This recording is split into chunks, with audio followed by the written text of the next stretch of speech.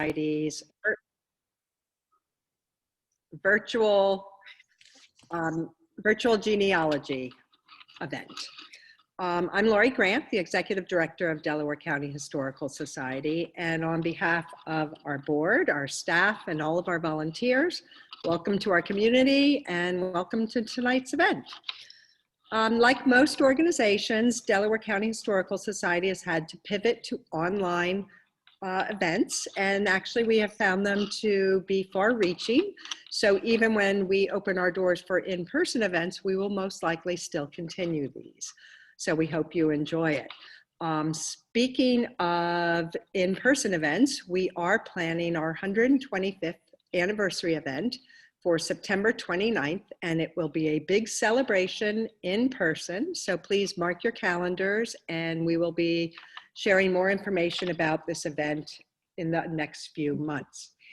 In addition, our doors are open to the public. We are open Tuesdays through Thursdays, 10 a.m. through 4 p.m. So please come visit us.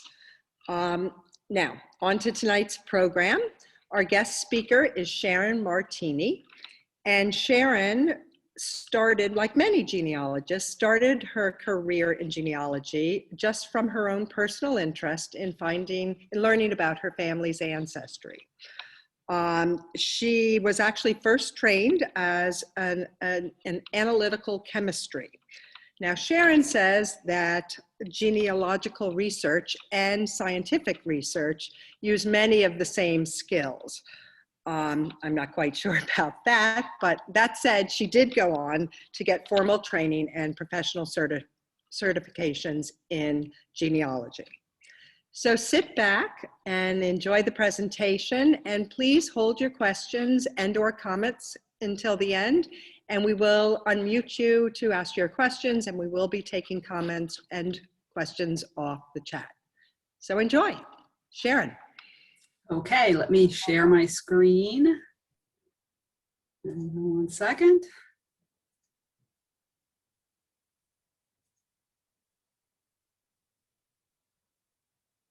Sometimes this takes a minute to sync up. We can be patient. It says host disabled screen sharing. Erica?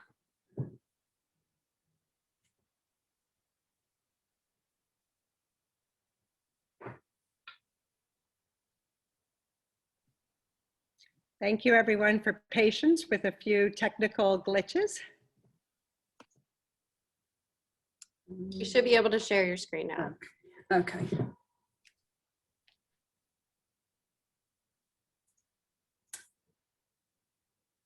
Okay. Do we see my slides? No. You want to go to the green button in the bottom of the middle of the screen. It says share screen. It's green. Okay, wait a minute.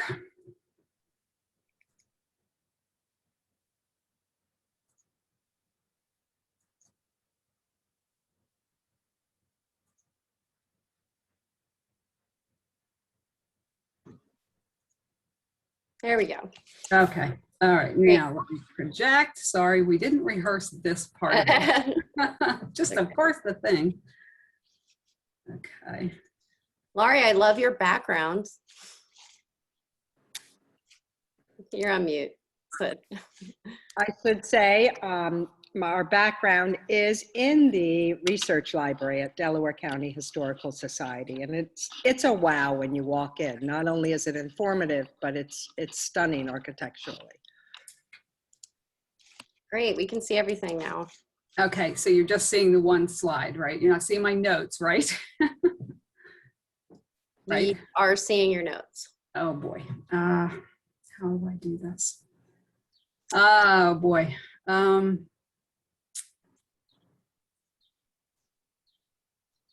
We didn't rehearse this. Of course, we're getting caught here. I don't know what to tell you. I mean, you can present as it is, and or I think that's fine. Or you can just use the regular slideshow, not with the notes. Yeah, I need the notes. Okay, so let's just keep it as is and go through. Yeah. All right, I'm sorry, everybody. All right, thank you for the nice introduction, Laurie. Who's ready for one more Zoom meeting? I'm so glad that everybody's here, and I want to help you extend your genealogical research skills by giving you some tips for when you come into the Delaware County Historical Society. Today, we'll discuss how to formulate a research question, request help, evaluate resources, analyze information and evidence, and then apply these concepts in a case study. Just a couple of housekeeping items. As I present, I'll ask you to put your questions in the chat box and I'll answer all of them at the end. If your question is on a specific slide, please note the slide number with your question. I cannot answer questions about specific people at this point, but I'd like to focus on using the resources on site and applying the research concepts that I give you here. Stick around till the end. We have a nice door prize, but you have to be present to win. So you've literally done all your homework, exhausting all of the mainstream genealogical databases online. Where are you stuck? What else do you want to know? What goals do you have in mind? Do you want to join a lineage society? Are you creating a family history to publish? Are you having a family reunion? This is where the Delaware County Historical Society can help. Whether you're researching your Quaker families or trying to find that elusive grandpa's family, your answer could be here. They have lots of helpful resources too. So who misses holding a book in their hand? Sitting down at a library for a leisurely read sounds really delightful to me. The past year, I feel like I was missing a huge part of my hobby. So today we're going to focus on asking the right question. When you hone your research questions, specific resources can be of more help than others. For example, if you're trying to research what was going on in a specific locality during a certain time period, local histories would be much more helpful than, say, a family file. Newspapers can be helpful with current events and names of companies and individuals. Sometimes a more broad search of the time period, such as during a war, can give you hints to why people sought certain occupations or moved away. DCHS is a unique repository for local history. Whether you've lived in Delco for a year or all of your life, you'll find a treasure trove of information that could break down that genealogical brick wall. The newspaper clipping file for the Delco Times and Chester Times is really impressive. I'm sure you've tried searching on the Delaware County Public Library website and walked away a bit frustrated as you found a gap in the newspaper images online. Try your search here. Visit the DCHS website first. If you click on the research library menu item, when you're developing your research request, please consult the overview of resources available. This is right underneath the submit research button that you'll see on the next slide. If you scroll down a bit, you'll see this extensive general list of the holdings.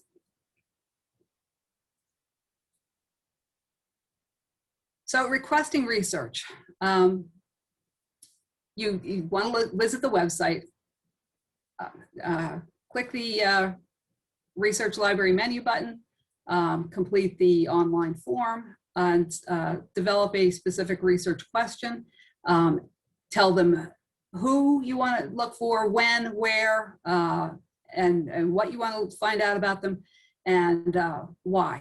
What is your end goal? And select several preferred visit times, and then click the submit request, and the library staff will get back to you very shortly. So preparing for your visit. Schedule your visit at least a week in advance. The library is open Tuesday to Thursday, either 10 to 3 or 10 to 4. Somebody correct me if I'm wrong. By completing the research request form, the library staff will understand the nature of your research and be able to provide resources for you to look at. So if you have any questions, you can call them, and you can bring your laptop, and use of their Wi-Fi is free. So getting to any repository and park is half the battle. Whether you're going to Philadelphia, or you're going to Salem County, New Jersey, wherever you're going, you should probably put the directions into MapQuest, and you'll eliminate that worry. You can bring your electronic devices along, but make sure that whichever repository you're going to, make sure you ask them what is acceptable to use. A lot of repositories don't like you to photograph entire books. Sometimes it's against copyright law and you're not allowed to do that. But so how do I organize the materials that I find?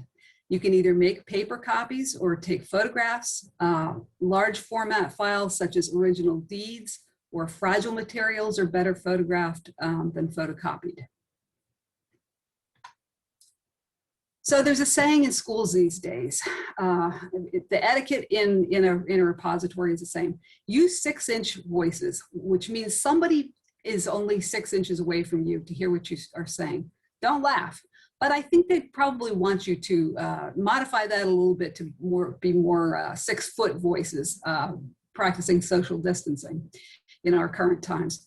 So arriving at the repository, sign in or check in. This only take in the materials that you need to complete your research. You don't want your materials getting mixed up with theirs and vice versa.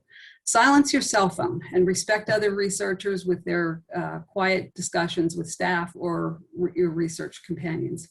If this is your first visit to the repository, ask the friendly repository staff for help locating materials. Request special collections when you arrive, since it may take some time to pull the records from storage areas. So explain your objective to the staff if necessary, and do your own research. So these are your research helpers. This is Chris, and she's, I think, on the discussion tonight. And Margie is the collections manager. They are super knowledgeable and helpful. You know, they've great genealogists themselves, and they can really help you to find the resources that you might need here. So a little bit more etiquette. Ask the research staff if you should be wearing gloves to handle antiquated materials. I was absolutely super surprised to find an absolutely original deed from a family that I was looking for from 1793. And I didn't even want to breathe on the thing rather than touch it. So just ask whether you should be handling materials very, very carefully.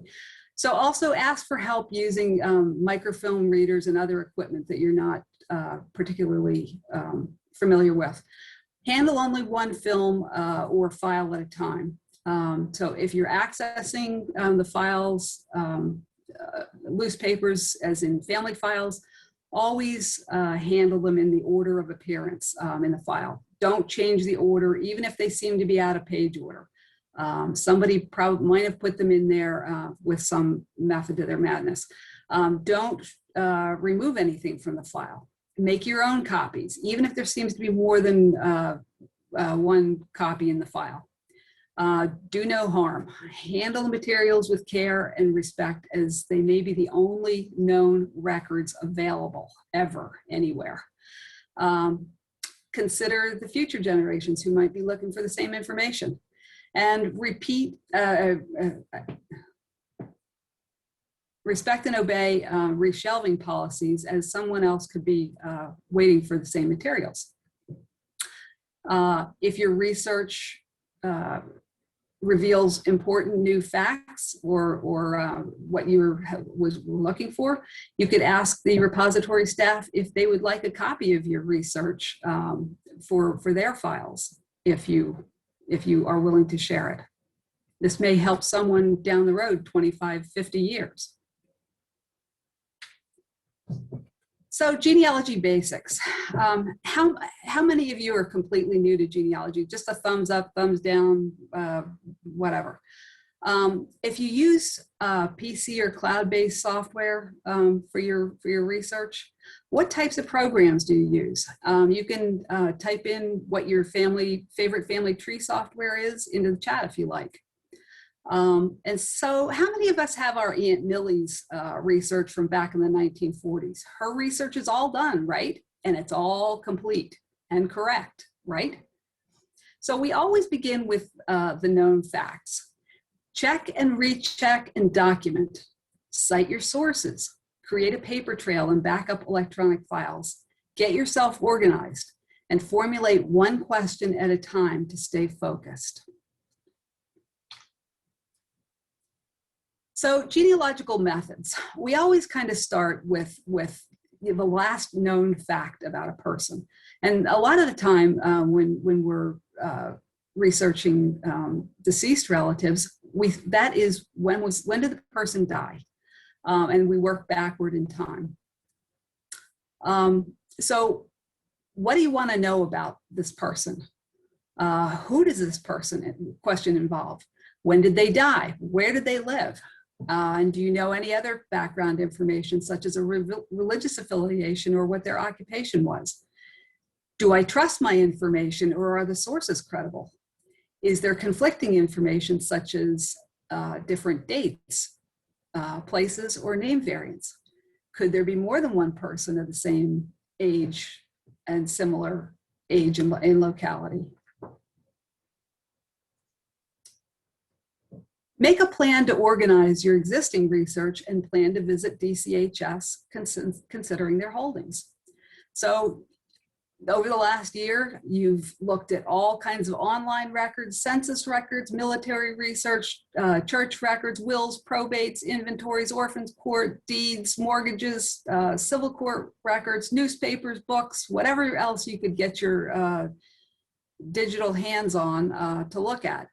And they came from places like Family Search or Ancestry or American Ancestors, My Heritage, Find My Past, Fold 3 or Ellis Island, just to name a few. Not all records are online. You could find in brick and mortar repositories, you can find family files, one-of-a-kind or limited edition books, published family histories, local genealogical society publications, newsletters, which can be a treasure trove of information. Certainly county historical societies hold those types of things. County courthouses hold great records, and on up the line, all the way up to the National Archives and Library of Congress, which you might use for older military records and that kind of thing. So, collecting your information. Do we have any attorneys or law enforcement people in the audience? You know that you collect evidence to make a case, right? In genealogy, we combine a bit of forensic science, beginning with a hypothesis or hunch based on information. We collect more information and data, and we analyze and discuss the results. We arrive at a conclusion of our studies of these documents with a proof, argument, or summary to either accept or reject our hypothesis. This is the overlap with my science background. Sometimes we don't get a clear, definite answer to our question, and we need to keep researching. The sources from which we obtain our information must be reliable, with accurate information with credible or knowledgeable parties. They're categorized as original or created near the time of an event, or derivative, which are created from an original source, such as compiled church records or the transcription of a cemetery, or authored sources are created by knowledgeable persons who have an interest in the subject. The information within a source must be evaluated first. We must determine whether or not that we can trust this information. Primary information is firsthand knowledge. For example, your mother would be a primary source for your birth. She probably told you where and when you were born, and this information was recorded by an authority, such as a hospital, a town, county, or state, for administrative purposes. When someone learns a fact from another person or a source, this is secondary information, which is actually hearsay. It is only as credible as the source from which it originated. For example, if we heard from our maternal great-grandmother that she immigrated through Ellis Island in 1909 from Ostheim am Main, Germany, this is secondary information. We ourselves were not there to witness that immigration event. It can be credible information if we wrote it down at the time she told us and she remembered correctly herself, but we should still try to verify the facts. When we can't ascertain where a piece of information originated, then it has to be classified as undetermined. We don't know who provided the information, and we need to use caution when applying this information to answer our question. Information can be classified as either direct, in which some fact that directly answers our question, either in full or in part. Indirect evidence, together with other information, and related documents, can be linked to reach a conclusion. And negative evidence is tagged by the lack of contribution to support the question. For example, if we're looking at our fourth great grandfather in the 1840 census and we don't find him in a particular locality or at all, we must investigate the reason that we didn't find him. Perhaps he moved away. Maybe he never lived there. Maybe he was too young to have his own household. Maybe he lived in another household. Maybe he used a different name or a surname variant, or he maybe died.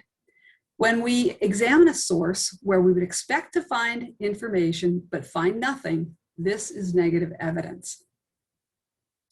So we've collected a sufficient amount of information that points to a conclusion, either to support or refute our hypothesis or research question. We can be reasonably sure that our conclusion is correct.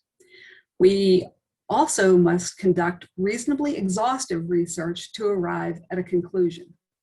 If all the known resources have not been examined or considered, then we should do more research. There are advanced genealogical methods to build a proof argument based on a reasonably exhaustive search. How many of us watch Jeopardy? I know you can't see this whole clue, but I'm sure everybody's just about raising their hand here. So the Jeopardy clue here is this man for whom a Philadelphia square is named was a clockmaker / astronomer who discovered Venus's atmosphere. The question is, who is David Rittenhouse? There's only one correct question to fit the answer. Does your original question fit the evidence presented? So a little bit more about evaluating sources, information, and evidence. We need to evaluate every source that we consult and ask these questions. Who created the source? When was it created? Why was it created? Does the source cite another source? Is it primary, secondary, or derivative? And is the information within what is being stated? How is this known? And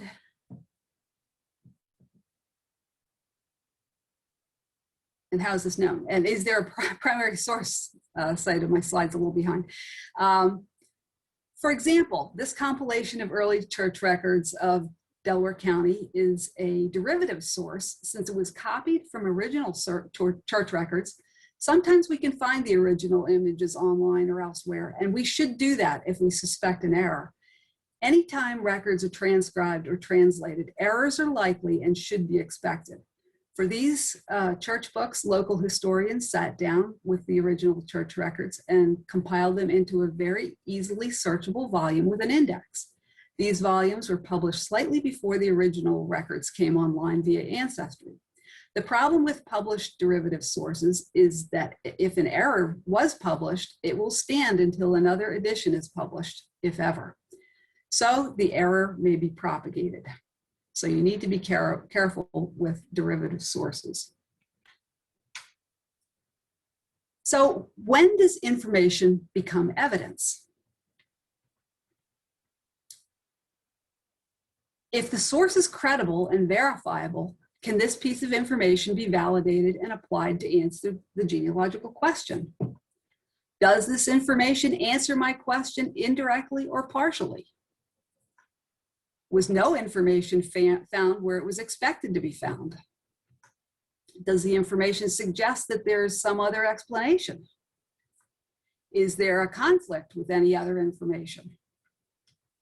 And perhaps maybe that could be a birth date that varies between a birth certificate and a death certificate. Which do you trust?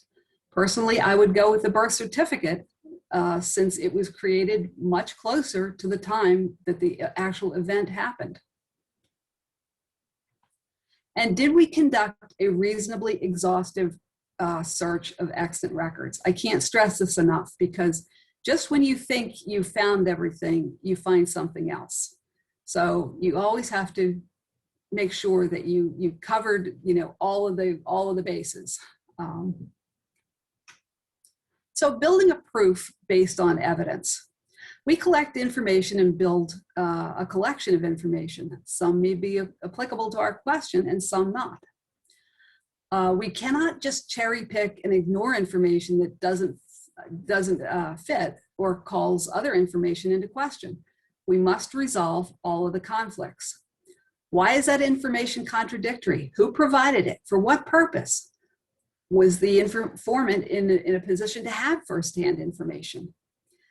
And we prove our hypothesis by amassing a body of evidence to support the answer to our question. And we present rational arguments either before or against it, and we either accept or reject our hypothesis. Coming from the scientists talking here again. So I know the last slides were a bit much to grasp, but if you apply this evidence classification, it will help your research in arriving at the correct conclusion. As we collect evidence, we may have many pieces of a puzzle or multiple puzzles. The facts must fit with respect to time frame and place. A sensible evaluation of information is necessary. For example, are the parents of age to have a child? If the alleged father was himself born in 1850, we wouldn't expect to have him find him with a full family and a wife by 1860. Likewise, we wouldn't expect to find a 70-year-old woman to be the mother of a 5-year-old living in her household, even though the surname of the woman and the child is the same. The woman could be the grandmother or even the great-grandmother of a child. I'm talking about census records here. Also, be sure that the children were not born before their parents. I see this time and time again in many online family trees. So I don't trust online family trees particularly too much. So the bottom line is, life is like a puzzle. Don't waste time trying to put people where they don't fit. So as you discover information, make copies or take digital photographs and organize them with respect to the question under consideration. Who does this apply to? Where did I get this information?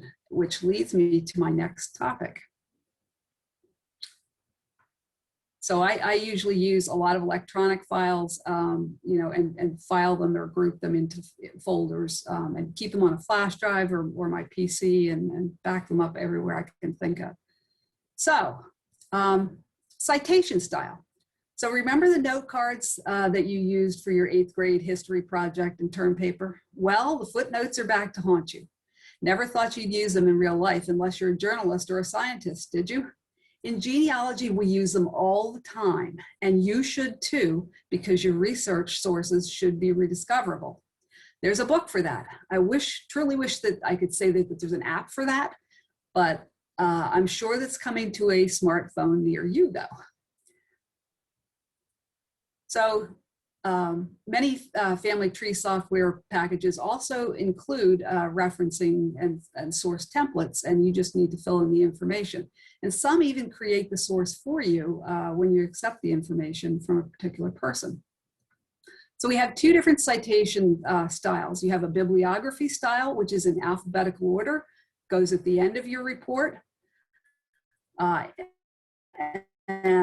You should cite everything that you've looked at on a research trip.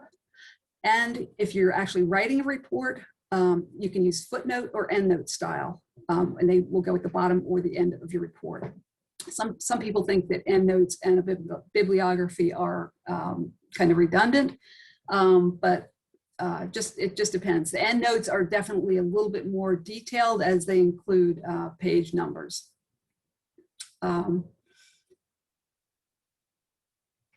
And this is the book that tells you how to do all that. If you remember doing the research paper in school, you probably dreaded the citation process.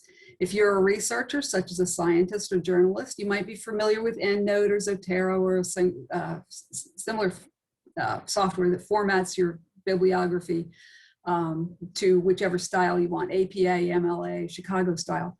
If you write frequently and use the same sources, I suggest that you maintain a citation template. This can be just a simple word processing document that contains a list of your regularly used sources. For example, I use a lot of church records from the John T. Humphrey series. I use citations to wills, probate records, and deeds. And these formats are all helpful because you have the structure, you just change the names of the counties, the page numbers, the people names, and you just have it. The Pennsylvania Archives is also really helpful for me because I use a lot of military Revolutionary War records from here. And this is a very complicated citation. So you can always add another citation layer to your citation to indicate exactly where you found the source, like the DCHS library. This is essential for citing family files or vertical files that only exist in a single repository or are privately held materials. So if you have a Bible record or like a family file out of the vertical file cabinets at DCHS, you would want to note where you got them. So if you're interested in developing your citation craft techniques, then this book called Evidence Explained by Elizabeth Schoen Mills is excellent. She's an attorney and provided samples of citations for just about every type of document you might encounter in genealogical research. So utilize this citation power in your software, but evaluate every record that you attach. So now you know how to formulate a research question, find sources in a repository and cite them, evaluate the evidence, and draw a conclusion. Let's take a real case into consideration.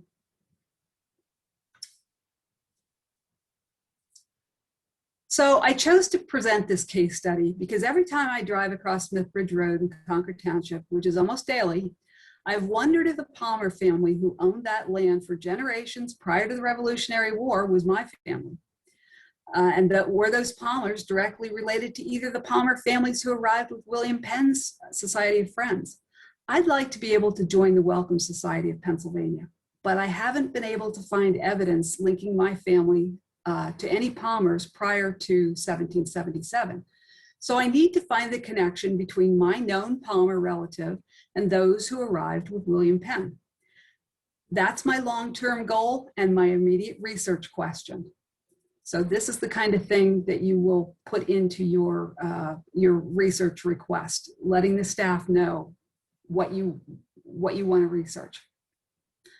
So I know this information that this Palmer family came because of this work by George McCracken. It's called The Welcome Claimants, and he's an accepted authority on the passengers who arrived on the set of William Penn's ships.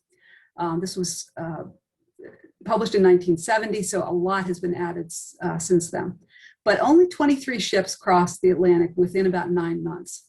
2 Palmer families arrived on 2 different ships, but only one of the 3 sons of the first Palmer family, Thomas, has an extended and proven lineage to a member of the Welcome Society. I can always prove new lines with copious documentation and prove a new lineage. But right now I'm stuck. I need to try a different tack to move my research forward.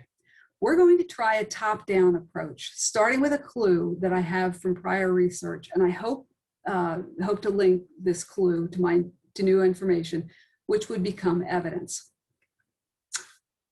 Everybody has rabbit holes. We here in Concord Township have groundhog holes along Smithbridge Road.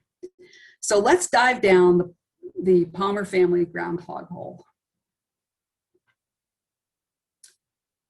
So first, how do I even know I'm related to a Palmer family? Many years of research stalled at a couple who settled in Lycoming County in the 1810s. According to deeds, Jonathan Reeder and his wife Sarah Palmer lived there until 1850.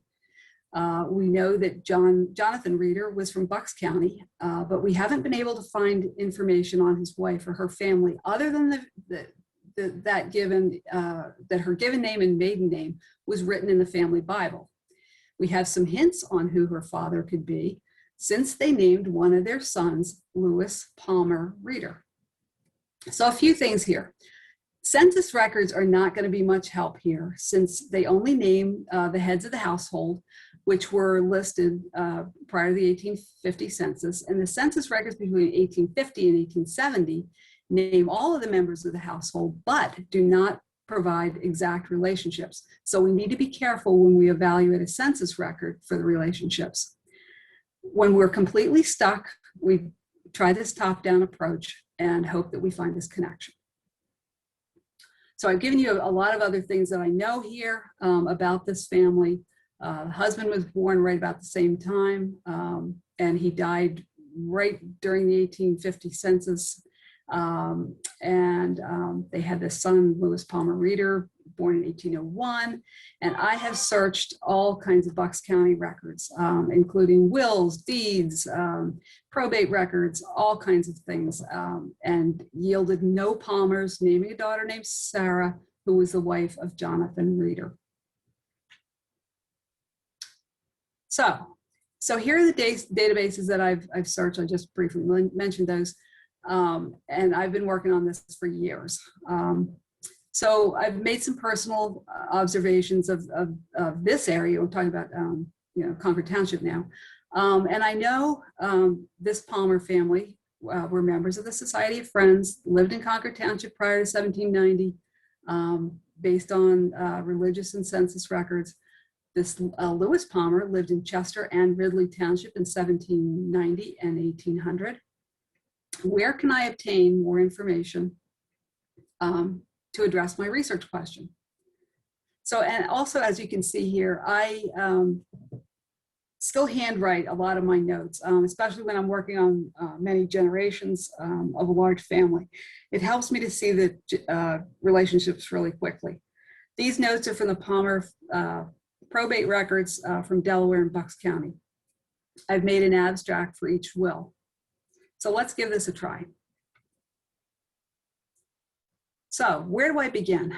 I read some stuff online and looked at other family trees, but do I trust that information? It's really just information by definition presently, right? We talked about when information becomes evidence. Let's request some research help before we visit DCHS. So DCHS is likely to have what we need.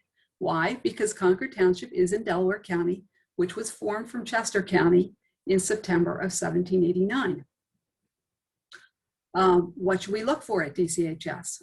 Probably published local history books, family histories, maps, deeds, tax records, church records, family files, burial records. All of these things might help us. So we go to the DCHS website and we complete the research request and schedule an appointment.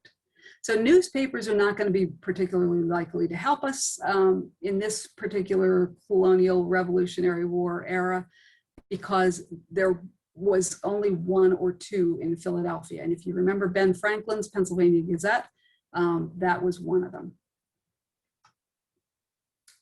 So the sources at DCHS. Wow, I see that Chris and Margie have pulled out several books and family files for me. What do I look at first?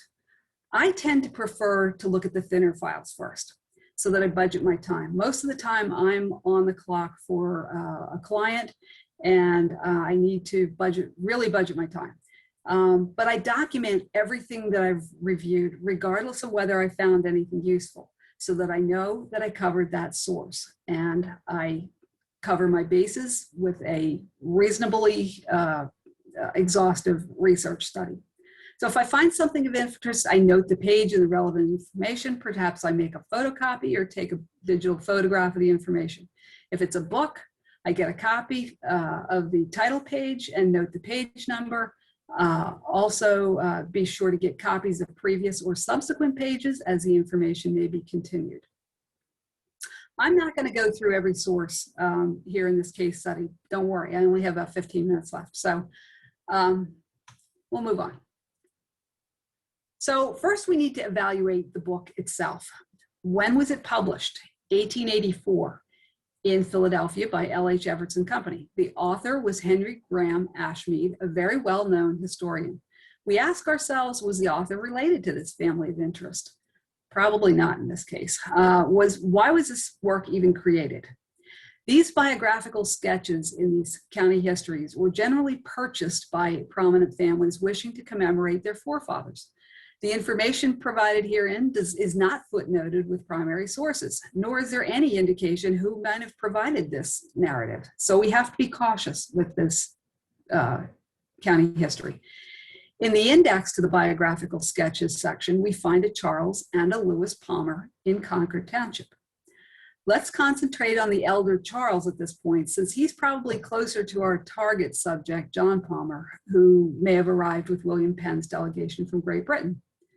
Let's take a few facts and see if we can find a primary source to corroborate the statements about this family. So we have information overload. Again, I am not going to go through every fact as I don't have time. The first sentence of Charles Palmer's sketch says that John Palmer purchased land in 1688. So that's a good start, since they somehow know that their family has been here since the 1680s. But immediately recalling the publication date of this book, nobody alive in 1884 was alive in 1688 to report this information firsthand. So this piece of information regarding land purchase is secondary or even undetermined in this source. The family may have the original deeds around from 1688, but we don't know where they might be, most likely recorded in Chester County, since Delaware County was not formed until 1789. Like I said, I'm not going to go through every statement here, but each statement that you expect to apply needs to be evaluated and verified with another source if possible, if you want to apply it to your proof summary. So I've also given you my footnote style citation, and I'm really sorry that you can't see that. So validating the information. What I really wanted to read was about this Lewis Palmer, because I know that there was a Lewis Palmer reader in my family. But after reading the first sentence, he's much too young to be the father of my Sarah Palmer, who was born in 1777. But the note, note the difference between the verb tense of this Lewis Palmer sketch versus the Charles Palmer sketch. Lewis Palmer's sketch is in the present tense, indicating that he's probably still alive at the time that the work was published in 1884. There's a wonderful 1849 map on the wall at DCHS showing the landowners and their properties, and we find 3 Palmer properties, all located along Smith Bridge Road in Concord Township or on Concord Road. And we haven't ascertained which property was the original land patent yet though. This passage shows some promise of information, and there's a man with a given name Lewis in the family, and maybe there were earlier Lewis Palmers. We know that this Lewis Palmer was interested in genealogy and history, so we will consult the authored Palmer histories. Remember the 5 Palmer histories that Margie and Chris pulled out for me? But before we go to the Palmer histories, we need to do more homework. So this is when you get home again. If we're interested in validating the information given in Ashmead's history on Lewis Palmer, according to an obituary and a gravestone and a Quaker meeting record, Lewis Palmer was indeed alive at the time that Ashmead's history was published. We can verify his date of birth with his gravestone in the Concord Friends Burial Ground. Even though the date of birth on the stone and in the sketch is not primary information, there are no conflicts. The obituary from the Wilmington Morning News also provides the same information. Something interesting, though, that we did not find after searching online newspaper images of the Chester Times, page by digital page. Why didn't his obituary or even a death notice appear in the Chester Times in 1917? Looking closer, the odd number pages are missing from the online images for the probable date that the obituary could have run in the paper. But failure to find the information in an incomplete source is not negative evidence. If we know a possible reason that we didn't find it, such as the pages were obviously missing, we just need to do more research to find the odd numbered pages. Perhaps the microfilms or clippings at DCHS have all of the images. We can go to the DCHS resources page to see the holdings for the Chester County Times. So let's schedule another research appointment at DCHS to look at the microfilm if we need to verify. If this man was my target subject, I would definitely spend more time with this verification. So what about the Lewis Palmer that we've mentioned, who lived in Chester and Ridley Township in 1790 and 1800, respectively? Could we find anything on him? So we turn back to another earlier historical county work, Dr. George Smith's County of Delaware, History of Delaware County. We consulted for more Palmers. Again, we evaluate the sources as we did before. It was written in 1862, and we find that George Smith lived between 1802 and 1882 from a separate search. Only 3 references were found. The first to the Palmers of Concord Township, and Anthony Palmer, who was a sea captain, having spent time in Barbados on his voyage from Great Britain in the 1740s, and for whom Palmer Park and Cemetery in Fishtown, Kensington is commemorated, and a John and Mary Palmer, who was baptized in Ridley Creek in 1697. The last couple is of interest, since again, we're in the very late 1690s. Recalling from the historian Lewis Palmer's research and biographical sketch, his families were members of the Society of Friends, but these baptized Palmers had become associated with the Brethren. This is a promising lead too. If we could find this ancient manuscript that's referenced in Smith's history, which was in the possession of Robert Frame Esquire in Birmingham as of 1862, perhaps we can find other baptisms recorded on subsequent pages, but these would probably be for adults. There's still probably 2 to 3 generations between this John Palmer and his wife Mary, who were baptized in Ridley Creek, and the Lewis Palmer, who was an adult by 1790. No evidence of the target Lewis was found in this source. We could look at the DCHS card catalog for references to Robert Frame of Birmingham Township if we have time left in our visit.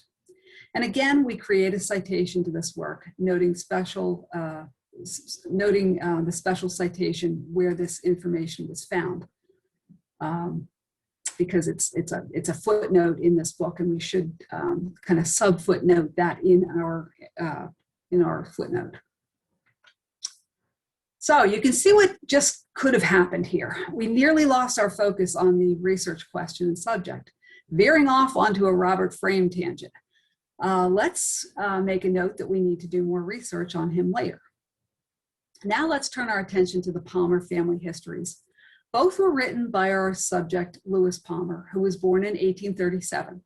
The first edition was published in 1875, and the new edition was published in 1910. We evaluate this work the same way we did for Ashmead's history. He was certainly of age to have had firsthand knowledge of his Concord Township family.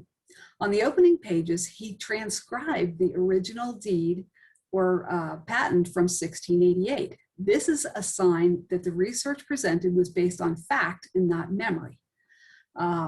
Much of the research with respect to the dates of vital events, such as births or deaths, are in the Quaker format of day, month number, and year, indicating that he consulted Concord meeting records.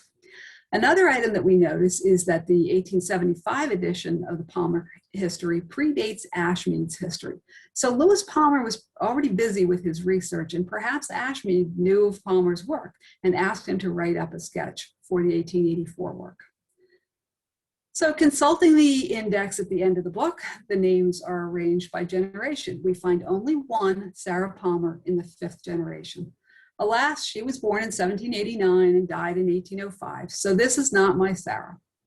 One other Sarah fitting the age for my Sarah was noted in this book, and no other Sarah was noted in this book. There are no readers either listed in the index.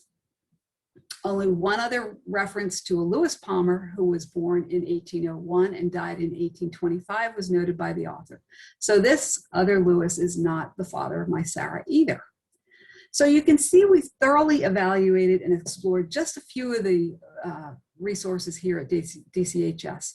This case study is not so much about the outcome and conclusion, but it's a guide for discovering more clues and information to help with our research.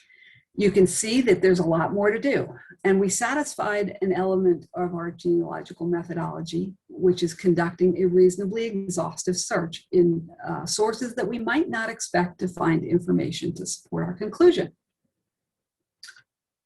So summing up, it's tempting to copy information from family trees of others online. Don't do it. Do your own research. Get yourself organized. Use the citation power in your family tree or genealogy software package. Some online trees allow you to attach records, but evaluate each one before you attach it. There are many people of the same name in the same locality, especially in large cities. Be sure that your information makes sense. Are the children all younger than the parents? Is the mother actually living at the time her child was born? Analyze the information that you found and decide whether the evidence is based on credible sources. Back up your research to a stable, up-to-date media format, such as a flash drive or cloud-based service. I actually keep several copies of my family research on several flash drives. One is in a safe deposit box at the bank, another one's in my home in a fireproof safe, and then the other one is entrusted to a family member. So when you apply these genealogical methods, you'll feel much more confident in your own research. So here we come to our door prize answer. Everybody ready here? I'll give you a couple instructions. So we've learned that asking the right question brings us rewards for our homework. I will provide a Jeopardy style clue stating some facts, and you will provide the question in the chat. The first person that responds correctly in the question format wins a 1-hour genealogical consultation with me. Let's see how well we've learned how to formulate a research question based on known facts. If you don't have the chat window open, you should open it now. The Zoom controls at the bottom of the screen. The chat balloon is in the green box, and then type on your own screen where the green arrow is and hit enter to record your question. Is everybody ready? I hope so. Perhaps, Sharon, we should take your slides off because the answers are on there. Oh shoot. Oh no. So let's just take those down. Oh. Okay, we'll go with the second one, which nobody saw. Yeah, no Okay. one saw the second one. Okay, I'm sorry. You can hit end screen share.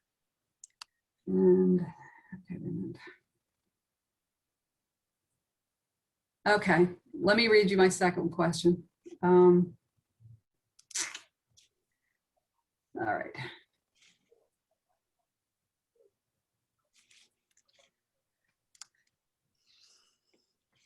All right. I'm not sharing, right? No, you're not sharing. Yeah. All right.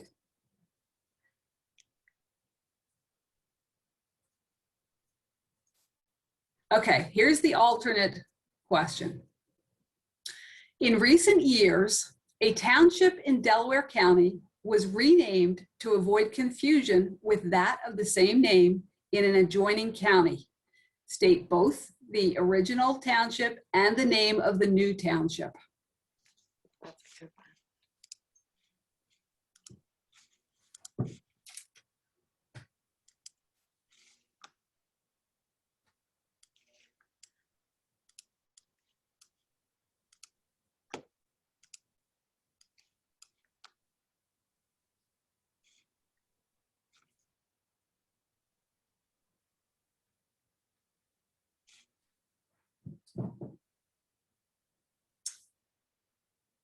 We have, you want to see me to read the first one? Can you see this? Yeah, who has the first and correct answer? I'm not sure Beverly's allowed to play in this game, Beverly. But go on. Did she have the first answer? I'm trying to It get says, through. what is Birmingham Township and Chadsford Township? That is correct. I can pass that to someone else because maybe I'm. It doesn't look like anyone else submitted it, so. The only reason I know that is I live right on the edge of Birmingham Township here in Concord Township, and they took the sign down one day and I was like, what is going on? They put up a Chadsford Township. I was like, what? Did I just go through some sort of geographical warp or something? Well, and I was working when they used to call it Birmingham Township, and it was like, whoa, okay, now that's changed. Yeah. Wow. Good job, Beverly. Congratulations. Do you have any other quick questions that aren't for a prize that you'd want to ask? Oh, that was That was a good bad. one? Okay. I can't think of any. Let's go on. I might come up with something really quickly. Okay. Well, I just wanted to add, thank you so much, Sharon. We have been updating our research resources on the web. I'm excited to mention that we do have indexes up as well, so you have better access to see what we actually have here. The best way to find the resources and to really dig in is to come visit us and to do the research here. It is hard for us to, because we're a volunteer operated nonprofit, to take on a full research project. I'm sure Laurie and Chris can add on a little bit more there. But yeah, we'd love to have you here, and we have so many resources that can't be found anywhere else. So thank you. Laurie, go ahead. Yeah, thank you, Sharon. Great job, and thank you, Erica.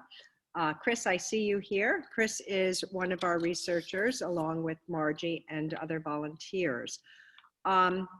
I think what Sharon, the bottom line is that you can do a lot of your ancestry online, but when you get stuck, often your local repository is the place to go. And Delaware County Historical Society is Delaware County's local repository. We are here, we are open, we are here to serve the community, and we are a nonprofit, so we do ask that you become a member for the price of $30, and that allows for unlimited membership and unlimited access to our research materials, as well as our museum gallery and our children's education center. This was just this was our first attempt to highlight our genealogy, our research library. We will be doing more of these, and soon we will do some in-person with a small group and provide specific genealogy support for your family ancestry searches. So we hope you enjoyed tonight. Please. Sorry about the glitches. They always seem to happen even when the most prepared. But please think of Delaware County Historical Society when you are doing either research on Delaware County or research on your family. And we are here to help you. So thank you, and thank you so much, Sharon. Beverly, you receive 1 hour of Sharon's professional services, one-on-one. So we will get in touch with you, and you two can schedule that. But thank you. Do you want me to try to take a couple of these questions here? Sure. Okay. Anne writes, she needs assistance acquiring a delayed birth certificate for her grandfather, who was born in 1902. And the Delaware County Register of Wills tells her that she needs an attorney and a court order to have a birth certificate, delayed birth certificate created. And there are something in Delaware County called the birth registers, which generally started in 1893 and go all the way out to about 1905. It's really worth a shot on trying to find his birth recorded in there. I'm not sure what you want to do with this delayed birth certificate. But I would absolutely try that. And you can find those at the Delaware County Archives on the Fair Acres campus in Lima.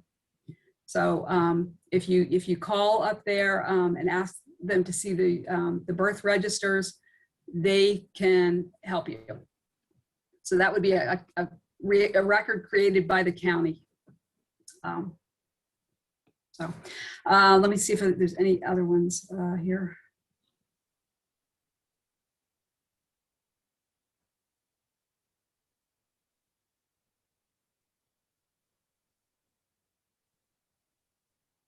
So this would be, Anne also writes, my mother told me in the 1980s, maybe the Delaware County journalist ran a story about my father's mother, saying she was related to Robert Morris, and I haven't been able to find any of that published story.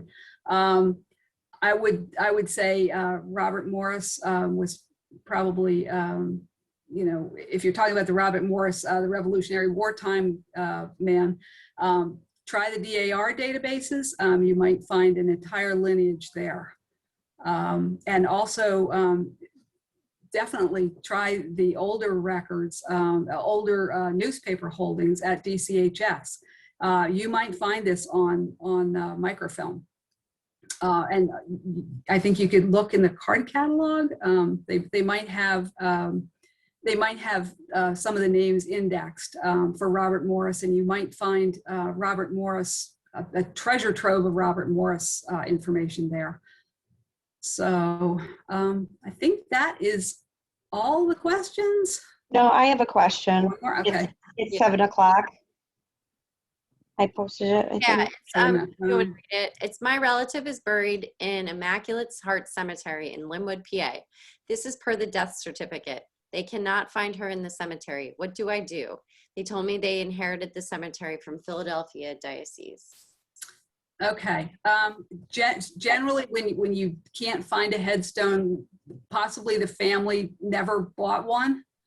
But it should be Well, no, it's not that they didn't. I'm sorry to interrupt you. It's not that they can't find the cemetery. They said that they don't have any records of the cemetery. They have some records, but not all the records. The diocese? No, the people who are took over the cemetery. Yeah, I would try the Philadelphia Diocese. There is a cemetery. I did. Oh, you did? You did? Yes. I'm not sure what else to tell you then. What is it that you need to know? Just that she's definitely buried there, or where you want to find her grave? Well, or yes. And per the death certificate, she is buried there. There's this plot and everything it states. Okay. Yeah, I don't know, you know, I'm not sure how you would go about finding it. Did you look at findagrave.com to see if? Yes. Okay, you looked at that. Did you look at something called Billion Graves? That is a GPS Yeah. grave look. Okay, you looked at that. If it's not on those I've two, exhausted all. I just don't understand how they can just lose somebody's, you know what I mean? Where Can I somebody mention is. something? I was Yeah. going to mention that we have Immaculate Heart Cemetery records in at DCHS, and could there be a transcription error somewhere Yeah, along the line? you're right. Yes. So if we have some of the original, which also could be transcription errors too, but might be able to look at the two and see how they compare. Okay. So do I get a hold of one of you? I'm a member. Oh yeah, come on down Tuesday, Oh, Wednesday, Thursday. But I live in I live in New York. Oh, okay. Well, send me, do that. My grandmother was born in Chester, and that's why I joined to trace everybody. So Right. thank you. Just I know go it does up it is confusing, and it can be many little right turns and left turns. So, but you could fill out the research form on our website. Okay. And do it that way. Thank you very much. You're welcome. Any other Okay. questions? Okay, thank you, everybody. Sharon, I learned a lot, and I hope everybody else also found this informative. And stay tuned for our next genealogy program. Thank you. Thank you. Thanks. Bye, everybody. Thanks for coming. Bye-bye. Thank you. Hope to see you soon.